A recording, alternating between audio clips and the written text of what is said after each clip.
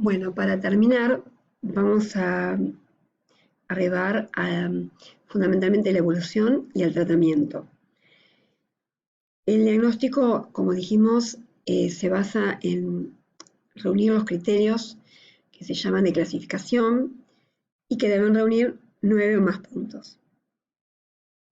Recordamos los criterios nuevamente: el engrosamiento cutáneo de los dedos de ambas manos que se extiende proximal a las articulaciones metacarpofalángicas, sumando 9 y alcanzando por sí solo, y el resto, la esclerodactilia, los dedos en salchicha, las úlceras, las lesiones de mordedura de rata, las telangiectasias, la capilaroscopía patológica, la hipertensión pulmonar o la patología pulmonar, el fenómeno de Raynaud y los autoanticuerpos van aportando algunos de estos puntos para llegar a hacer el diagnóstico de esclerosis sistémica.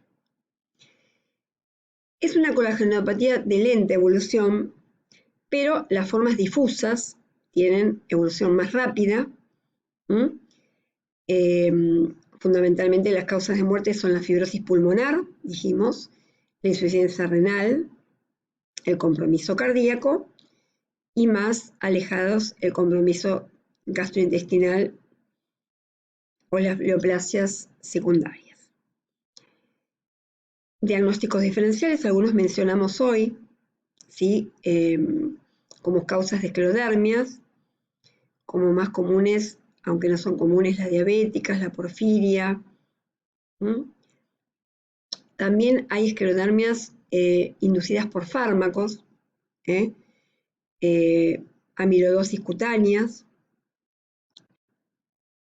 Y el tratamiento, en muchos casos, cuando comienza con el fenómeno de Raynaud, puede alcanzar con medidas no farmacológicas, cuidados generales, medidas higiénico-dietéticas, protección del frío, uso de cremas, y en casos más avanzados de compromiso pulmonar o cardíaco avanzado, la elevación de la cabecera de la cama.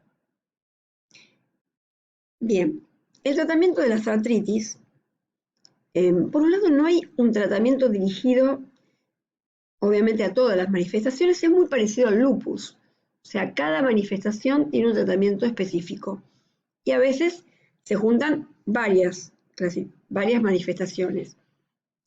En el caso de la artritis, no de las artralgias, uno puede utilizar metotrexate, hidrocloroquinas, acetoprina.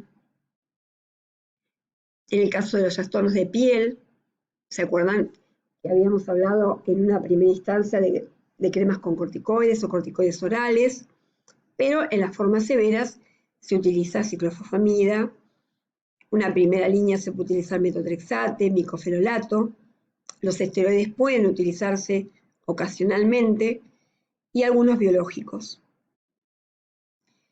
La hipertensión pulmonar plantea un cuadro más severo, que se debe anticoagular, que tendrá un tratamiento sintomático, que se puede apoyar en oxigenoterapia, diuréticos, utilizar o no digoxina, y como más específicos, el sildenafil, como inhibidor de la 5-fosfodiesterasa, y en casos más refractarios, el Bosentan, que es un inhibidor del receptor de endoderina, o el uso de prostanoides, ya por vía endovenosa. Los bloqueantes cálcicos son poco efectivos. Este es un cuadro más severo, que va como aumentando de complejidad el tratamiento y muchas veces es la causa de muerte. El tratamiento del Raynaud: evitar la exposición al frío, protegerse con guantes, no fumar, evitar drogas simpático-miméticas. Y en la primera línea sí se pueden usar los bloqueantes cálcicos, nifedipino o diltiazem, en una segunda línea sildenafil, y en casos refractarios y graves se puede infundir un prostanoide. Estos pacientes en casos severos pueden requerir aspirina, anticoagulación, analgesia porque es doloroso, y se sobreinfectan por las lesiones necróticas, se pueden dar antibióticos.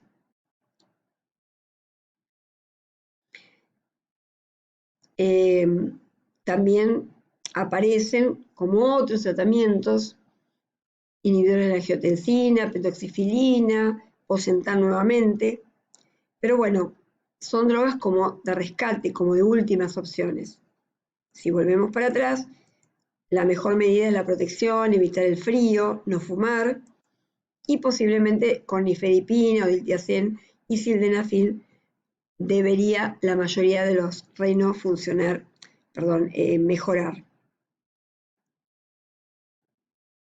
Bien, ya para el tratamiento de la enfermedad pulmonar se pueden usar fundamentalmente inmunosupresores con pequeñas dosis de glucocorticoides, no más de 20 miligramos día, y se puede asociar a ciclofosfamida o a micofenolato y algunos de los biológicos, de los que se mencionan el imatinib y el rituximab, para lesiones más severas, que prácticamente requieren, o sea, serían esas formas que dijimos hoy, que tienen más de un 20% en la tomografía y menos de un 70% de capacidad vital forzada, y a su vez, si podemos obtener una biopsia, también hacer el diagnóstico histopatológico.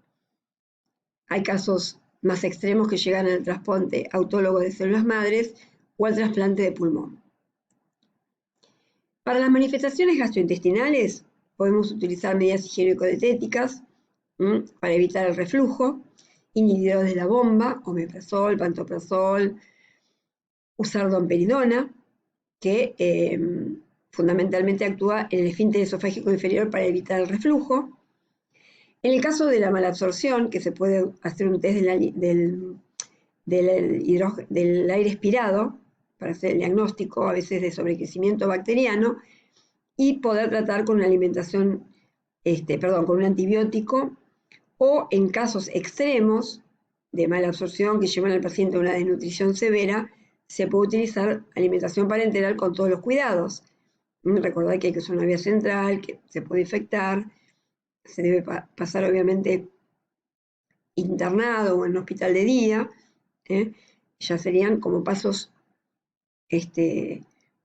para los casos muy severos. Y un poco para resumir, esto está dentro del consenso, de alguna manera de EULAR, donde para las crisis renales podemos usar inhibidores de la ECA, bloqueantes cálcicos o bloqueantes de angiotensina 2. Si la hipertensión no resulta, se puede agregar un alfa bloqueante. Son drogas que ya no se usan mucho, pero en casos como estos que hablamos de hipertensión acelerada maligna, con cambios en el fondo de ojo, con una insuficiencia renal, con anemia microangiopática y trombocitopenia, son casos en los cuales se pueden ir adicionando drogas. La hipertensión pulmonar ya hablamos de usar el sildenafil, ir agregando Bosentan o un prostanoide.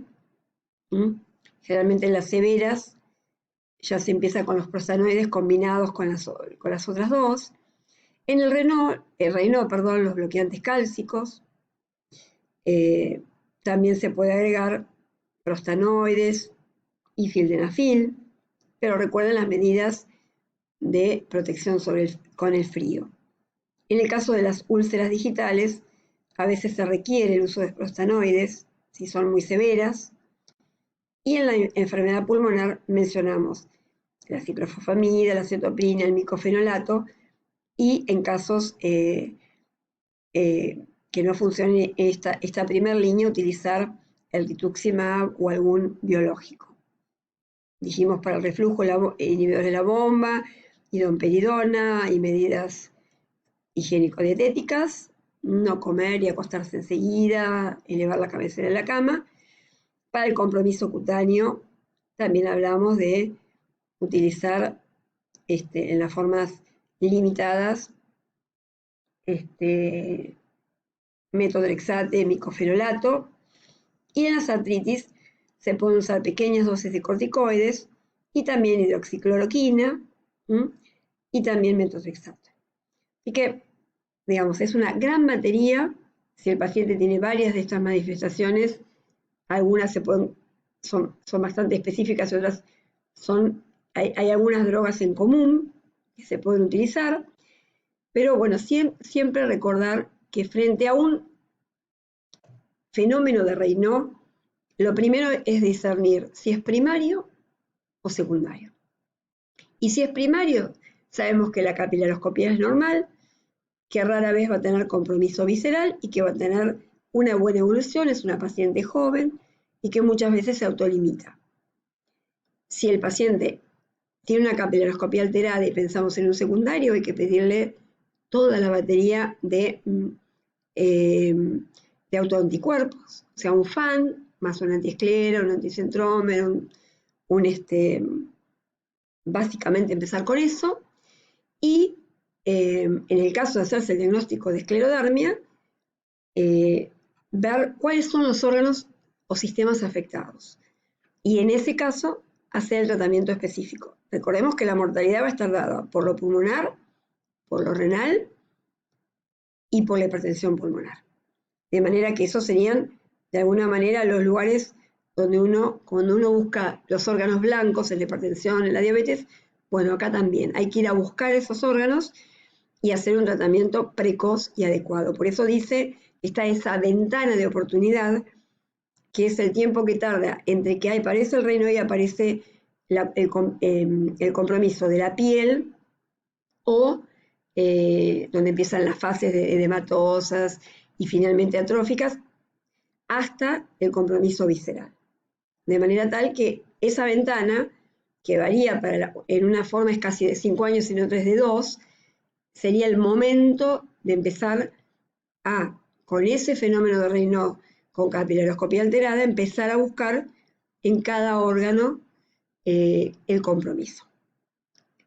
Así que bueno, de esta manera damos por terminado un tema que, como ocurre con el lupus eritematoso sistémico y algunas otras colagenopatías, tienen compromisos de otros órganos, no solamente lo musculoesquelético, en este caso lo dérmico, lo cutáneo, está muy comprometido, es de alguna manera como lo que nos hace iniciar la sospecha con la esclerodactilia, pero como digamos ese faro que orienta el diagnóstico y que inclusive precede a las manifestaciones sistémicas, es el fenómeno de Raynaud.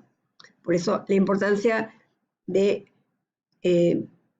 digamos, de diagnosticarlo y de orientarse a, fundamentalmente, si es primario o secundario.